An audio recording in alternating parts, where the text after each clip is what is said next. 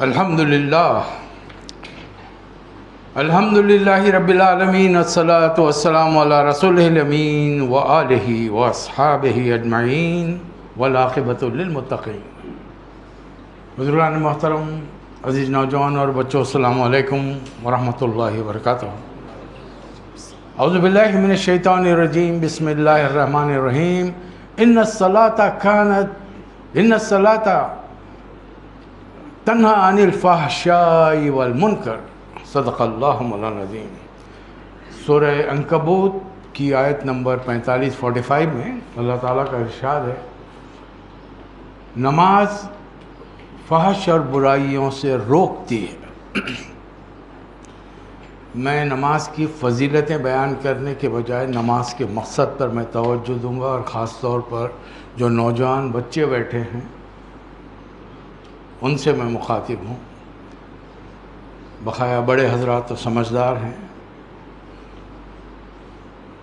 بچوں نے دیکھا ہوگا کہ وہ اسکول جاتے ہیں اور آج کل ایگزامس بھی چل رہے ہیں، ان کی کچھ کتابیں ہیں، سلیبس ہے، ساری کتاب نہیں پڑھائی جاتی۔ کسی بھی مدرسے میں کوئی سبجیکٹ ہو، اس میں کیا کچھ سلیکٹڈ چیپٹرز ہوتے ہیں جو ایک سال میں پورے کرتے ہیں، اور امتحان اسی میں دیا جاتا ہے۔ جو سبجیکٹس پڑھائے نہیں گئے، جو ٹاپکس نہیں پڑھائے گئے، ان پر بات نہیں ہوتی ہے۔ اب ذرا بچوں کو، نوجوانوں کو سوچنا چاہیے کہ اگر اس کی اسٹڈی نہ ہو، صحیح طور پہ تیاری نہ کرے، وہ سبق، وہ لیسن نہ پڑھے، نہیں سمجھے، اور اسی میں سے سوال آ جائے تو کیا جواب دیں گے وہ؟ تو اس چیز کو اپنے سامنے اپنے پیش نظر رکھ کر، اپنے سامنے رکھ کر، اب یہ دیکھیے آپ کے دادا، آپ کے پردادا، ان سے پہلے لوگوں نے قرآن کو کیا سمجھ کے پڑھا ہے، اور اس کے نتیجے آج ہمارے سامنے کیا نکل رہے ہیں۔ ہر چیز کا مقصد ہوتا ہے، اور جب دنیا میں ہم کوئی چیز بناتے ہیں تو اس کا بھی مقصد ہوتا ہے۔ تو کیا یہ سمجھ میں آیا کہ اللہ تعالیٰ نے کائنات میں ایسی چیزیں بنائی، اور انسان جس کا امتحان ہوگا آخرت میں، اس کے لیے فضول چیزیں بنائیں اور چھوڑ دیں کہ بس جاؤ، رٹا لگاؤ، قرآن کو یاد کر لو، اور 5 وقت جا کے حاضری دیتے رہو۔ کچھ لوگوں کے اعتراض ہے کہ 5 بار کیوں بلایا جاتا ہے؟ تو بچوں کو پوچھنا چاہیے، ٹیچرز کو، یہ ہم کو روز کیوں بلاتے ہیں؟ روز یہ ٹائم ٹیبل میں انگلش کی، میتھمیٹکس کی، سائنس کی یہ کلاسز ڈیلی کیوں ہوتی ہیں؟ ہم دنیا کے معاملات میں کوئی سوال نہیں کرتے، دین کے معاملات میں آدمیوں کا دماغ سب کانشیس سے نکل کر کانشیس میں آ جاتا ہے، تحت شعور سے لے کر شعور میں آ جاتا ہے، اور وہ سوالات شروع کر دیتے ہیں، ایسا کیوں، یہ کیوں ہوا، یہ کیسے ہوا؟ دین میں کوئی سوال، اچھے عمر رسیدہ بیٹھے ہوئے یہاں پر، آپ کے باپ دادا بیٹھے ہوں گے مسجدوں میں، آنکھ بند کر لے کے سر جھکا لے کے بیٹھے رہتے۔ ہاں، دلچسپی کن چیزوں میں ہے؟ واقعات میں ہے۔ فلاں بزرگ نے عشاء میں وضو کیا تھا، فجر پڑھ لیے، رات میں کیا کرتے رہے؟ کچھ صحابہ نے آ کر رسول اللہ صلی اللہ علیہ وسلم کے بارے میں پوچھا، امہات المومنین سے۔ ان کا خیال تھا کہ اللہ کے رسول، ان کے اگلے پچھلے تمام گناہ معاف ہے، معصوم عن الخطا، ان سے غلطی کو گناہ ہو ہی نہیں سکتا، تو ان کی عبادت کم بھی ہو اللہ قبول کرے گا، معاف کر دیا پہلے۔ ہم اس درجے میں کیسے پہنچے؟ امہات المومنین سے سوال کیا، انہوں نے بتایا کہ نارمل ہے، پیر جمعرات کے روزے، ایام 20، 14، 13، 14، 15 کے روزے، رمضان کے پورے روزے، شعبان تھے تقریباً پورے، البتہ 5 وقت کی نمازیں رات میں البتہ اٹھتے ہیں، کبھی آدھی رات، کبھی پونا، ورنہ سو جاتے ہیں۔ اچھا، سوتے بھی ہیں رسول۔ اب ان میں سے ایک نے طے کیا کہ صاحب آج کے بعد میں شادی نہیں کروں، دوسرے نے طے کیا کہ میں ہمیشہ نماز پڑھتا رہوں، تیسرے نے طے کیا کہ میں ہمیشہ روزے رکھتا رہوں۔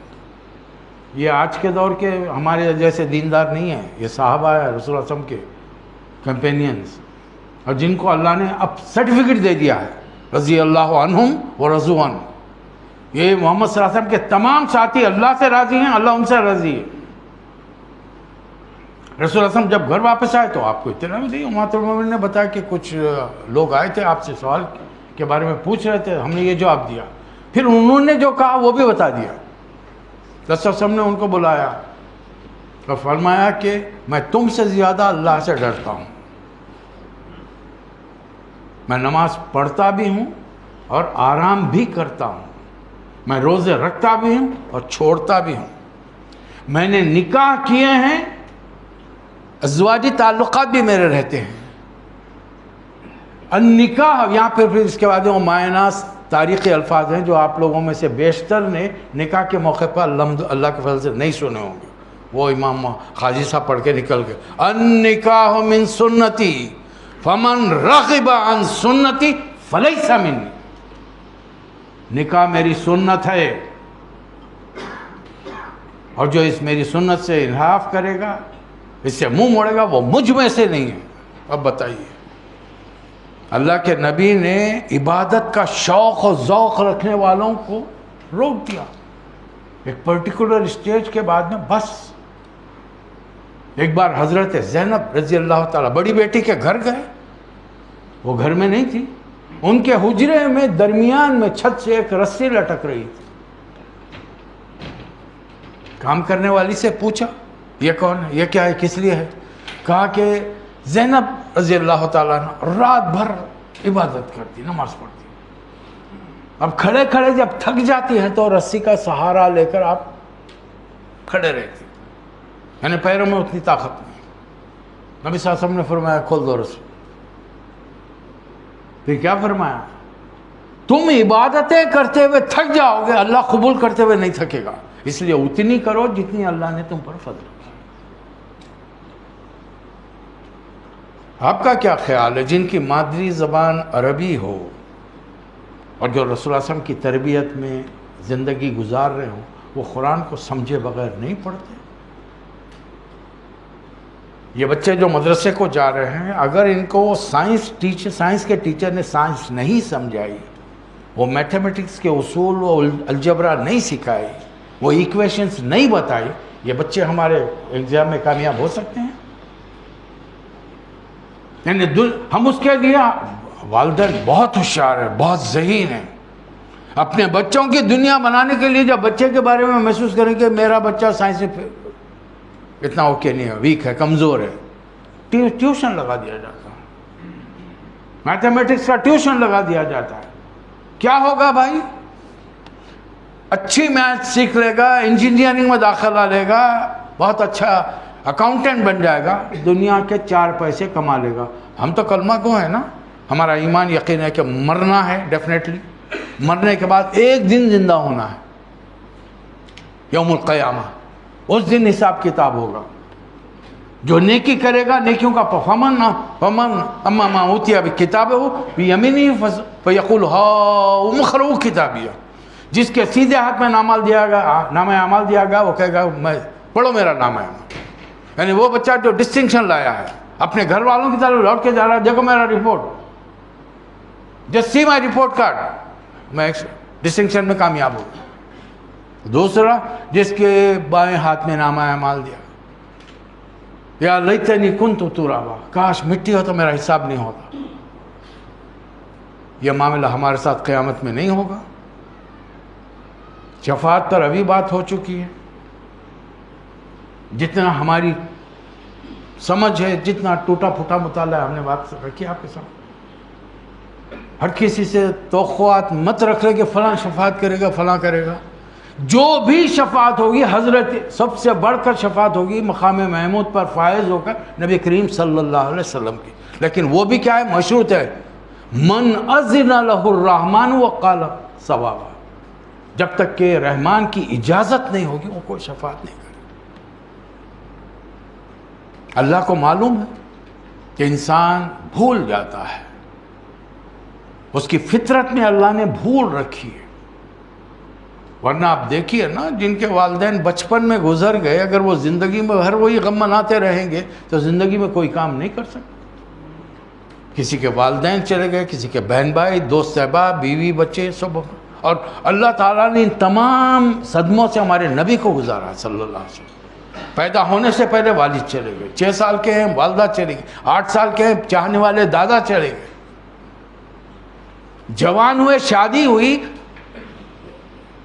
آپ یقین مانیے کہ 25 سال کی عمر میں شادی ہوئی، بقایا تقریباً 38 سال میں 38 ایئرس میں رسول اللہ صلی اللہ علیہ وسلم نے اپنے 6 بچوں کے جنازے دیکھے. 6 بچے، 3 بیٹے 3 جوان بیٹیاں. چلیے بچوں کے بارے میں آپ سوچ سکتے ہیں، شروع کے 2 بیٹے حضرت قاسم، حضرت عبداللہ یا طاہر، ان کا بچپن میں 8-9 سال کے تھے انتقال ہو گیا. آدمی کو اتنا صدمہ نہیں ہوتا.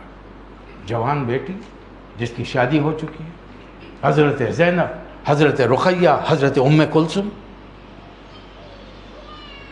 اندازہ ہے آپ کو کہ جوانی کے مرحلے جب موت آتی ہے کسی گھر میں نوجوان کی، اس پر کیا صدمہ گزرتا ہے، اس کے بوڑھے ماں باپ پر، عزیز اقارب پر.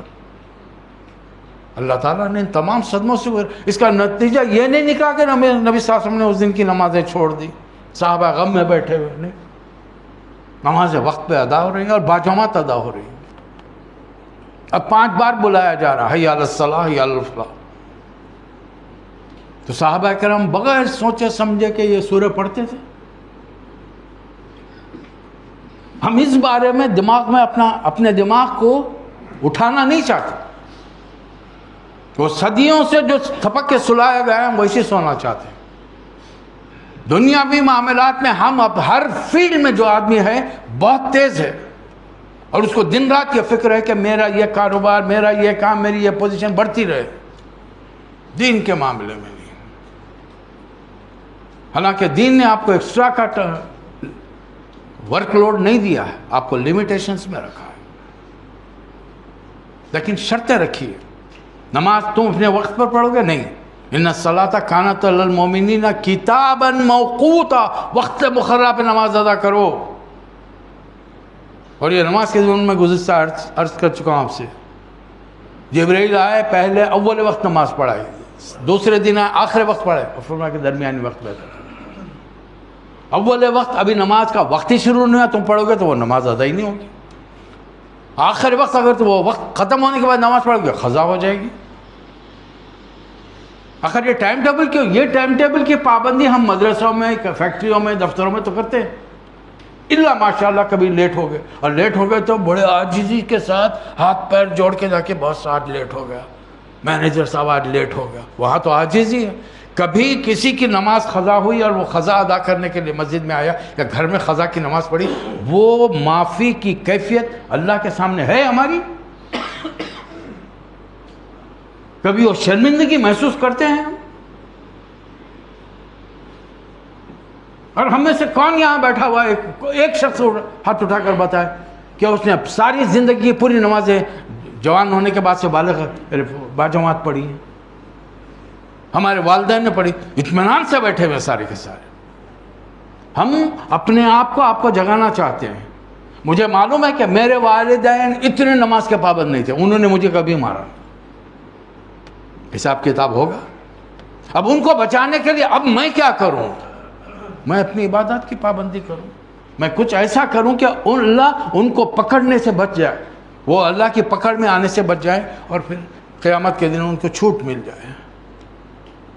اب میں اپنی آنے والی نسل کے لیے کیا کروں؟ میں اگر مثال نہیں بنوں گا تو میں جیسا رہوں گا، جس انداز میں میرا اوڑھنا پہننا بچھونا رہے گا، میری اولاد وہی فالو کرے گی. اللہ ماشاءاللہ جب تک وہ میرے انڈر میں ہے، کھا رہے پی رہا ہوں، میں میری پیروی کریں گے. اب وہ اپنے کمانے کھانے میں لگے تو اس کے بعد ابھی بھی ویسے آج کل کا زمانہ بہت ہی عجیب و غریب ہے. اولاد جوان ہو جاتی ہے، لڑکیاں ہو تو ماں کے نقش قدم پہ نہیں، لڑکے ہو تو باپ کے نقش قدم پہ. اللہ ماشاءاللہ دیکھ رہے ہیں، سب دیکھ رہے ہیں. 15-16 جوان ہو گئے، ایک قسم کا قرانٹ پن آ گیا ہماری مزاجوں کے اندر. اور خاص طور پہ میں گلف کی بات کر رہا ہوں. گلف کے ماں باپ اتنے رحیم و شفیق بن گئے، والے اف نہیں کہہ سکتے. کیا ہوگا بھائی؟ میرا اپنا معاملہ مختلف ہے. جس دن بالغ ہوئے دروازے کھلے ہیں، اس طریقے پہ چلنا ہو السلام علیکم الحمدللہ، نہیں ہے دروازہ کھلا ہے. بھائی میں نے قرآن و حدیث میں یہ کہیں نہیں پڑھا ہے کہ جوان بیٹے کو جو کام کر کے اپنی روٹی کما سکتا ہے تمہاری مرضی کے خلاف جا کر، دین کے خلاف جا کر کام کرے. اگر جانا ہو اپنی مرضی چلانی ہے تو دروازے کھلے ہیں. ہم کوئی پریشر نہیں کر رہے تم پر. اگر یہ کر سکتے ہو تو یہاں رہو، ہر چیز، ہر فیسلٹی جو اللہ نے ہم کو دی ہم تمہارے ساتھ شیئر کریں. اگر یہ نہیں کر سکتے دروازے کھلے ہیں. السلام علیکم. دین کے معاملے میں کوئی رعایت نہیں ہوگی اور نماز کے معاملے میں کوئی رعایت نہیں ہوگی. کیوں نہیں ہوگی؟ رسول اللہ صلی اللہ علیہ وسلم فرما رہے ہیں، قال رسول اللہ صلی اللہ علیہ وسلم الصلاۃ یفرق بین المسلم و کافر.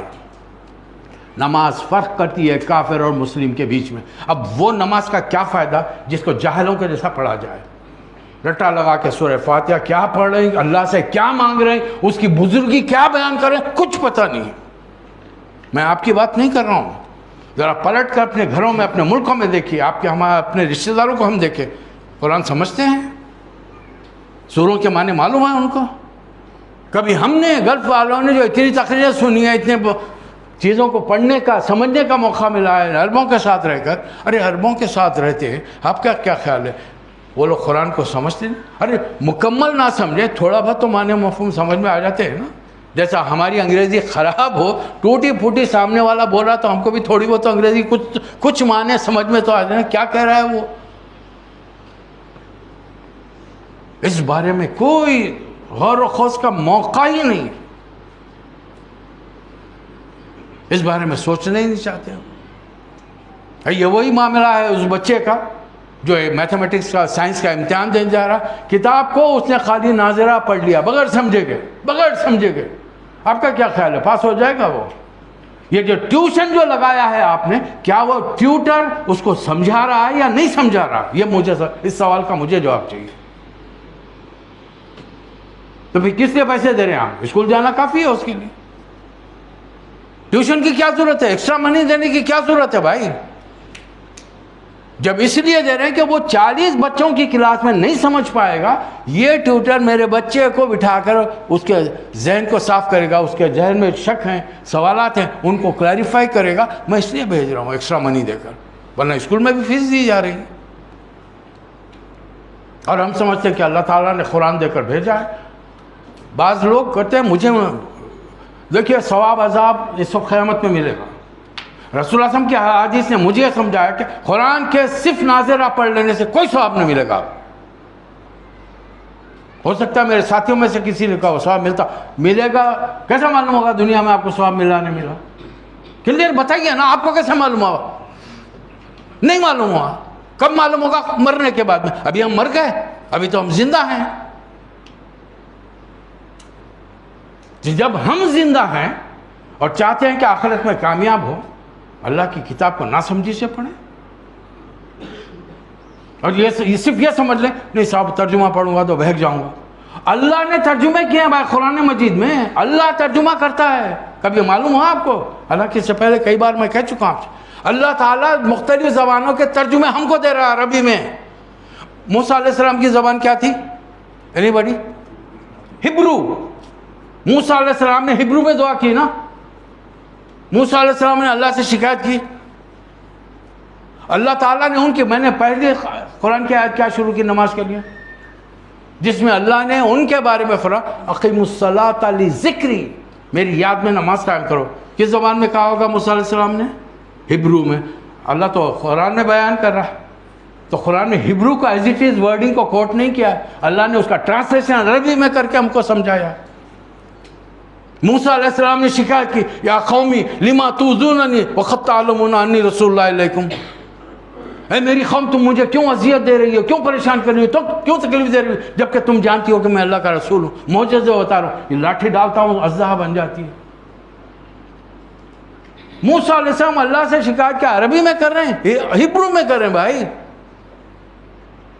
ہندوستان کی 20 سے زیادہ زبانوں کے اندر، یعنی انڈیا، پاکستان، بنگلہ دیش کے 20 سے زیادہ زبانوں کا قرآن کا ترجمہ ہو چکا ہے. کس کے گھر میں کون سا قرآن ہے؟ میں نے 10 قرآنوں کے ترجمے پڑھے ہیں الحمدللہ. الحمدللہ ثم الحمدللہ، فخر کے لیے نہیں کہہ رہا ہوں میں. اور مزے کی بات یہ کہ 9 پاکستانی میرے دوستوں کے ساتھ، میں اکیلا انڈین تھا. ہم نے 3 سال میں یہ کیا ہے، اور ہفتے میں 3 دن بیٹھتے تھے عشاء کی نماز سے تقریباً 11 بجے رات تک.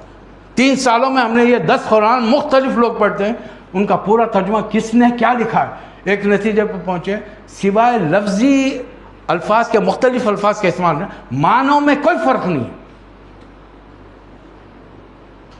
البتہ آدمی ہے، اس کی سوچ ہے، فکر ہے، اس نے جو خیالات ہیں وہ حاشیہ میں آئے ہیں یا تفسیروں میں نیچے انڈر دا لائن ہے، ترجمے میں کوئی فرق نہیں ہے۔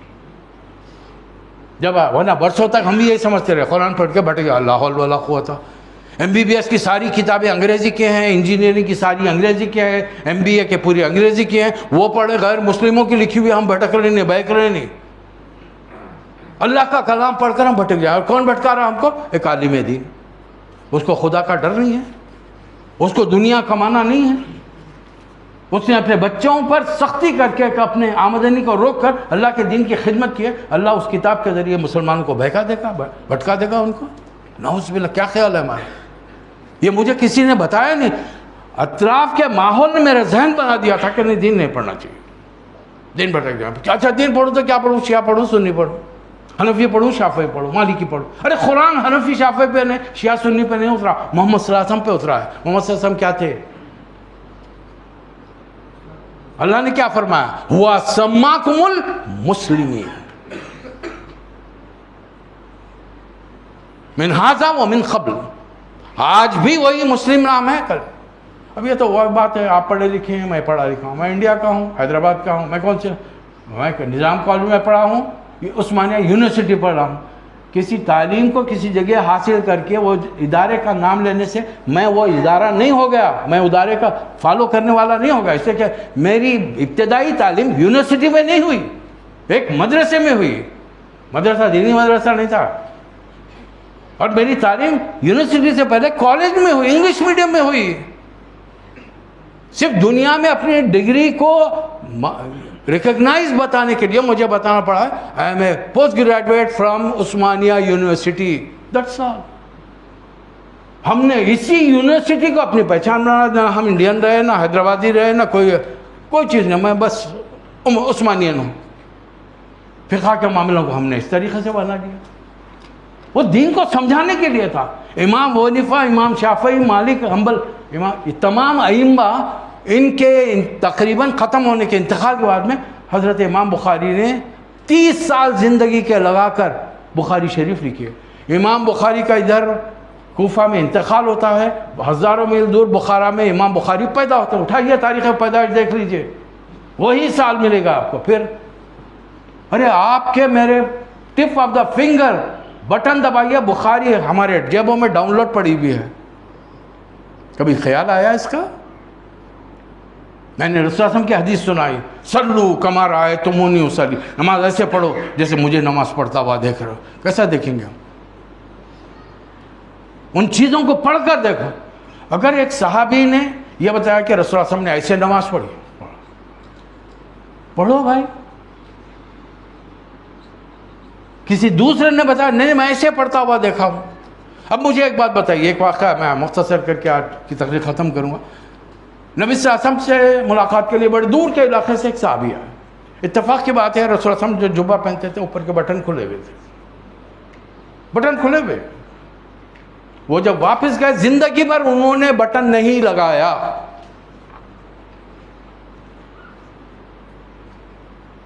اب میں فتویٰ دے دوں، وہ صحابی فتویٰ دے دیں جس نے بٹن لگایا وہ جہنمی ہے، اور وہ صحابی صحیح ہوں گے۔ انہوں نے رسول اللہ علیہ وسلم کا ایک طریقہ دیکھا، اس کو پسند کیا، زندگی میں اپنے لیے اپنا لیا، الحمدللہ اچھی بات ہے۔ لیکن اگر وہ یہ کریں گے صرف میں ہی صحیح ہوں دوسرے غلط ہے، یہاں پر ان کی بات نہیں مانی جائے گی۔ جیسے کہ بقایا جو صحابہ کرام جو دن رات رہتے ہیں، انہوں نے تو ایسا کوئی نہیں کہا، کچھ نہیں کہا، انہوں نے ایسا کچھ کیا ہے۔ یہی معاملہ ہے نمازوں کا۔ نبی صلی اللہ علیہ وسلم نے مختلف طرح مختلف سوروں کے ایک ہی سورہ پڑھی ہے نا بھائی، کیوں یہ ہم پر یہ پابندی ہے کہ صرف سورہ فاتحہ ہی پڑھا جائے، لیکن جب ذمہ سورہ پڑھتے ہیں تو بدل بدل کر پڑھا جائے، کیوں؟ تاکہ تمہیں سبق یاد ہو۔ بچے اب یاد رکھو، آپ کے لیے اب میں مخاطب ہوں۔ دوسرا جو سورہ ذمہ سورہ پڑھا جاتا ہے، کیوں پڑھا جاتا ہے؟ ان سوروں میں تم کو یاد آئے کہ آج میں مجھ سے کیا، اللہ نے کیا حکم دیا تھا کیا کرنے کا، میں نے کیا کیا کیا نہیں کیا۔ مجھ سے کہاں کہاں غلطیاں ہوئیں. اللہ نے جھوٹ سے انسانی زندگی کے معاملات میں اللہ تعالیٰ ایک اعتدال کا راستہ ہم کو دے رہا ہے. اللہ آپ کو اعلیٰ تعلیم حاصل کرنے سے منع نہیں کر رہا، آپ کو سائنٹسٹ، ڈاکٹر، انجینئر بننے سے منع نہیں کر رہا، لیکن ایک اچھے مسلمان بن کر، اور اچھا مسلمان کبھی لوٹنے کھسوٹنے کے لیے مسلمان نہیں، دوسروں کے چاہے وہ غیر مذہبی کے والے کیوں نہ ہوں. اگر کوئی غیر مسلم اپنے ملک میں شراب بیچتا ہے تو اس کا مطلب ہے کہ وہ شراب پینے والا، پلانے والا، اس کو ہم اپنے ملک میں بلا کر شراب بیچیں اس کو. یہ کام ہم بھی کریں. جنگیں ہوتی ہیں، رسول اللہ کے زمانے میں جنگیں ہوئی، 128 جنگیں. نتیجہ کیا نکلا؟ غیر دشمن جب حملہ کرا تو بستیوں کو تاراج کرتا، کھیتوں کو، کھلیان کو زمین بوس کرتا، کھیتیوں کو جلا دیتے تھے وہ لوگ، عورتوں کی بے حرمتی کرتے تھے، بے عزتی کرتے تھے. اسلام نے پابندی کر دی. جنگ ہوگی، کسی درخت کو نہیں کاٹیں گے، کسی بوڑھے کو، کسی مذہبی آدمی کو، بچوں کو نہیں، عورتوں کو ہاتھ نہیں لگائیں. عورتیں قید بھی ہو کر آئیں گی تو ان کے ساتھ بدسلوکی نہیں ہوگی. ذمہ دار انہیں تقسیم کرے ہو جو بھی معاملہ ہوگا. یہ پابندی، اسلام پابندیاں دیتا ہے. اور یہ پابندیاں we are reciting in our 5 prayers daily, 5 وقتی نمازوں میں ہم پڑھتے ہیں. ابا سے پوچھو جا کے، فجر کو نہیں اٹھے تو کیوں نہیں اٹھے؟ اتنی سہولتیں دی ہیں اللہ نے، کھانے پینے، عیش آرام کی. ہم نے اپنے فجر کی نمازوں کی پابندی کب شروع کی؟ جب جماعت میں جاتے تھے دین سیکھنے کے لیے، قرآن سیکھنے. جیسے کہ ہم نے رسول اللہ صلی اللہ علیہ وسلم کا وہ حکم سنا تھا، خیرکم من تعلم القرآن وعلمہ. تم میں بہترین وہ جو قرآن کو سیکھتے ہیں، قرآن کو سکھاتے ہیں. اس کے لیے ہم بیٹھتے تھے. اور اس کا نتیجہ کیا نکلا؟ جب ساتھی نے کہا کہ جس کے پاس اے سی نہیں ہے کمرے میں، ٹیلر کا کام کرتا ہے، لیکن اس کی فجر، وہ ہم رپورٹ لیتے تھے اس زمانے میں، ہلکا رپورٹ دیتا تھا. 10-15 افراد جو ممبر بنے ہوئے، رپورٹ، یہ مہینے میں میری اتنی فرض ہوئی، اتنی قضا ہوئی. قضا کیوں ہوئی؟ سوال ہوتا تھا وہاں. کوئی تیار ہے یہاں پہ ہلکا ایسا بنانے کے لیے؟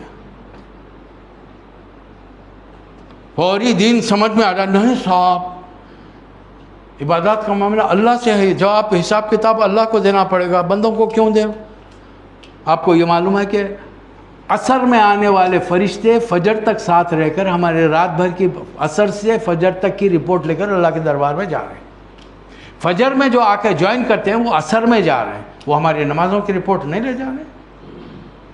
اور اللہ خود دیکھ نہیں رہا کہ یہ بندہ نماز 5 وقتی ادا کر رہا نہیں کر رہا. وہاں تو نہیں شرما رہے ہیں، بندوں سے شرما رہے ہیں. جب یہ دیکھا کہ اللہ نے جن کو جو فیملی نہیں رکھ سکتے، ایک کمرے میں 5-7 آدمی گزار رہے ہیں، بڑی مشکل سے، اے سی نہیں ہے، ان کی نماز باجماع، اللہ نے ہم کو فیملی دی ہے، ایئر کنڈیشن گھر دیا، ایئر کنڈیشن گاڑی دیا، آفس میں چلے جائیں ایئر کنڈیشن، اور پھر ہماری نمازیں قضا ہو رہی ہیں. کیوں؟ جب شرم آئی، اپنے آپ سے جب شرم آئی، ارے یار اس بارے میں تو بڑی سخت پوچھ ہوگی تیرے سے، جیسے کہ اللہ نے اتنا سب دیا ہے اور اس بندے کو کچھ نہیں دیا. 2 سال سے پہلے انہیں فیملی سے مل نہیں سکتا، اور تم یہاں گھر جاتے تو فیملی تمہارا پکا کے انتظار کر رہی ہے. کبھی اس زاویے سے سوچا کیوں اللہ تعالیٰ یہ فجر کا غلط صبح ہم کو نیند میں سے اٹھا رہا ہے؟ علامہ اقبال نے کیا کہا تھا، کس قدر تم پہ گرا صبح کی بیداری ہے، ہم سے کب پیار ہے، ہاں نیند، اللہ سے کب پیار ہے تمہیں، ہاں نیند تمہیں پیاری ہے. اب خدا کون بن گیا؟ اللہ خدا ہے یا نیند خدا ہے؟ کس کو پریفرنس کیا ہم نے؟ کس کو پریفر کیا ہم نے؟ نماز کو، اپنے سونے کو. اور سردی کا موسم ہے، کمبل اوڑھ کے سو گئے. تم جس کے مقابلے میں بڑھا دو گے وہ تمہارا خدا ہے. رایت الذی من اتخذ الہہ وہواہ، تم نے اپنی خواہش نفس کو اپنا خدا بنا لیا ہے. اب نیند میں سے جھولتے ہوئے جا رہے ہیں. بعض لوگ نماز کے بڑے پابند ہیں، نماز کو تو جا رہے ہیں، لیکن یہ سمجھ میں نہیں آ رہا کہ جتنے سورے پڑھے ان میں سے کیا. سورہ فاتحہ کے تو تقریباً گلف میں رہنے والوں کو معلوم ہو گئے معنی. ضمن سورہ کے کتنے معلوم، جس میں ہمارے لیے زندگی کی ہدایات ہیں، احکامات ہیں. تم زندگی میں کسی پوزیشن پر پہنچ جاؤ، تمہارے لیے قرآن میں ہدایت ہے. اور رسول صاحب کی حیات مبارکہ صحابہ اکرام کی زندگیوں میں اس میں بہترین نمونہ ہے. انہوں نے قرآن پڑھ کر اپنے لیے کیا کیا. نماز کے موضوع پر انشاءاللہ بات ہوتی رہے گی. اللہ تعالیٰ مجھے آپ سب کو توفیق عطا فرمائے. تھوڑا سا آج کچھ ہمارے خاص حلقے کے احباب نہیں آئے ہیں، تو آپ حضرات سے درخواست یہ ہے کہ تھوڑا تعاون کریں اور یہ سامان لپیٹنے میں ہماری مدد کریں. جزاک اللہ بالخیر.